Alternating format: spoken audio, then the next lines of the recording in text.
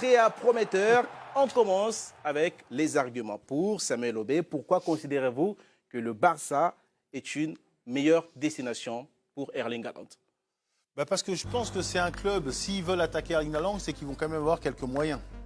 Donc c'est qu'ils vont construire une équipe, je pense, compétitive. Et il y a beaucoup de bons milieux de terrain, de bons joueurs sur les côtés. Mais ils n'ont pas ce chaînon manquant, comme vous pouvez l'avoir Chelsea, cet avant-centre. Costaud. Et puis c'est un effet de souffle un peu par rapport aux autres. Si vous réussissez à avoir Erling Haaland, c'est sûr que les Dembélé qui existent avant de rester ou de partir vont peut-être se dire il vaut mieux rester. Ouais. D'autres joueurs qui étaient un petit peu dans le doute vont se dire on va monter quelque chose de fort. Et effectivement, il n'y a pas tant de choses que ça à changer si vous ramenez cette pièce majeure au sein de cette équipe de Barça. Et même s'il n'y a pas de Ligue des Champions l'an prochain, je souhaite qu'il soit question de Ligue des Champions, ça va être compétitif dans un avenir.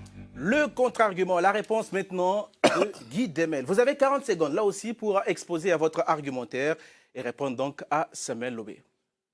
Déjà, je veux dire qu'aujourd'hui, Erling Haaland joue au Borussia Dortmund, qui n'est pas le top club allemand. On est tous d'accord là-dessus pour le dire.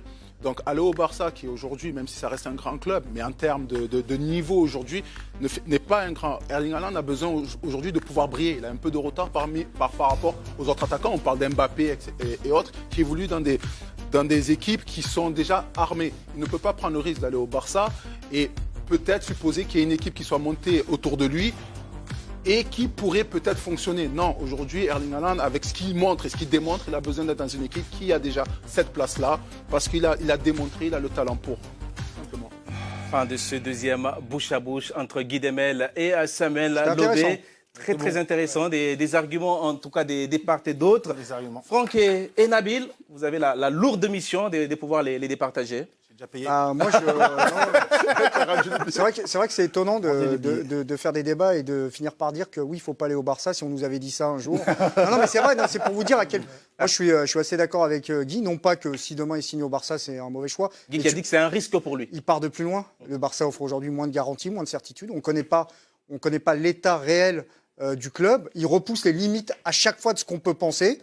Il s'est fait éliminer encore cette saison en premier tour, pour la première fois depuis très longtemps, au premier tour de la Ligue des Champions, de la phase de poule. S'il arrive dans une équipe qui est déjà aboutie, où il a une valeur ajoutée, comme à Manchester City par exemple, il va gagner des titres et des trophées très rapidement et il va briller et il va être candidat au Ballon d'Or. Si tu arrives au milieu de Rome, après que c'est brûlé, il faut attendre un peu. Non, mais il faut attendre un peu. Ouais. Donc il y a ce risque-là. Donc moi, demain, si je suis Erling Haaland, il y a Guardiola qui vient me voir et il y a Xavi qui vient me voir, évidemment que je vais à Manchester City. Donc c'est bon. En fait, au départ, j'étais plutôt proche de la position de Guy. Ouais. Mais en fait, l'argument de... c'est ça la beauté des bouches à bouche. Non, mais l'argument de Sam est intéressant dans le sens où on présuppose des choses. Mais on ne sait pas ce qui se dit entre l'agent, le joueur et le club. S'il a des garanties pour venir, et puis s'il a des garanties de la part de cet entraîneur qui va bâtir quelque chose de solide, pourquoi il ne ferait pas le pari?